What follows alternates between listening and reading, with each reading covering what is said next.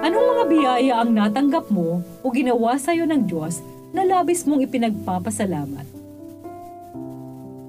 Magandang araw ng Biyernes, minamahal kong kapanalig. Pasalamatan natin ang Diyos sa mga biyaya at pagpapalang patuloy niyang ipinagkakalob sa atin ngayong damang-dama na natin ang Kapaskuhan. Isang mainit na pagbati po ng happy birthday sa lahat na nagdiriwang ng kaarawan ngayon. Ipagkalob nawa ng Panginoon ang taimtim na hangarin ng iyong puso. Ito po ay Sister Lines ng Daughters of St. Paul. Pakinggan na natin ang Magnificat ni Maria sa mabuting balita ngayon.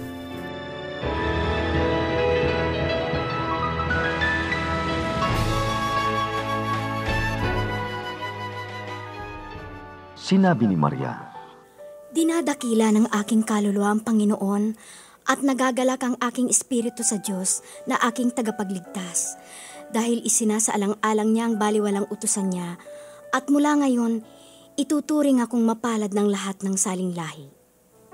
Dakila nga ang ginawa sa akin ng makapangyarihan, banal ang kanyang pangalan. Patuloy ang kanyang awa sa mga salit-saling lahi para sa mga may pitagan sa kanya. Ipinakita niya ang lakas ng kanyang bisig, ipinagtabuyan ng mga taong may mapagmataas na balak. Pinatalsik niya sa luklukan ng mga makapangyarihan, itinatampok naman ang mga baliwala. Binusog niya ang mabubuting bagay ang mga nagugutom, at itinaboy namang walang-wala ang mayayaman. Nilingap niya ang Israel na kanyang lingkod, inalala ang kanyang awa ayon sa ipinangako niya sa ating mga ninuno, kay Abraham at sa kanyang angkan magpakailanman." Mga 3 buwan na natili si Maria kasama si Elizabeth at saka nagbalik sa kanyang bahay.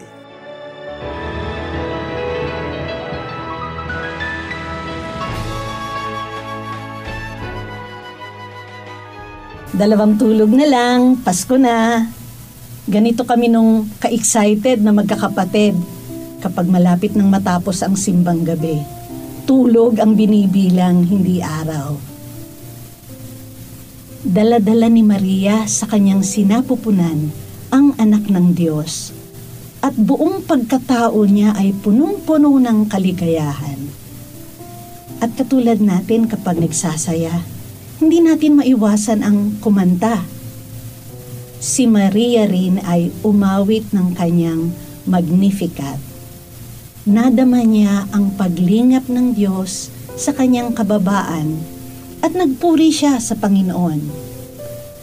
Habang pinakikinggan natin ang kanyang awit sa araw na ito, magandang tingnan din natin kung gaano tayo kaliit sa harap ng kadakilaan ng ating Diyos na may gawa ng langit at lupa. Sabi nga sa Salmo, "Ano ba ang tao upang iyong pahalagahan, o ang anak ng tao upang iyong pangalagaan?" Kapanalig, anong mga biyaya ang natanggap mo o ginawa ng Diyos para sa iyo? Alalahanin mo ang ilan sa mga ito. At kasama ni Maria ay magpuri tayo.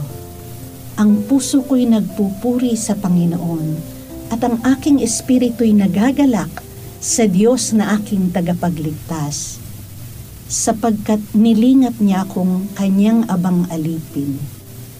Mula ngayon, ang lahat ng tao'y tatawagin akong pinagpala, dahil sa mga dakilang bagay na ginawa sa akin ng makapangyarihan.